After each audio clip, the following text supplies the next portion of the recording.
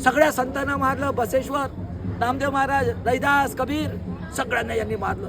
आणि काय झालं, यांनी डच आले, फ्रेंच आले, त्यांनी आपल्या धर्माचा प्रसार केला. शूद्राचं म्हणजे तुम्ही धर्म घ्या.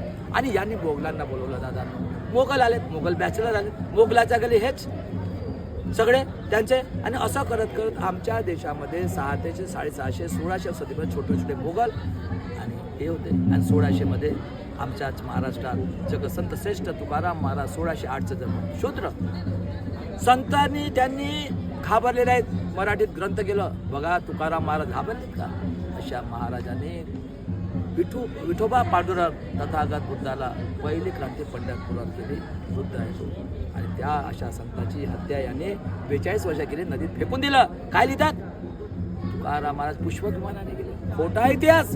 त्यानंतर 1594चा जन्म. शहाजी राजे भोसले, आई जिजाऊ, सिंदखेड राजा लखुजी जाधव पुडगी 1598. आणि 19 फेब्रुवारी 1600 आमचे शिवाजी महाराज. आई जेव्हा शहाजी राजा म्हणतो त्याला म्हणतात सतीप्रथा. आमचे महाराज म्हटलं आई बिलकुल नाही जायचं. आणि महाराजांचं कोण आहे गुरु? महाराज आणि जगसंत 20 वर्षाचा फरक आहे. महाराजाला महाकीर्तनात आई जिजाऊने पाठवलं. आणि काय लिहितात? नंगा साधू.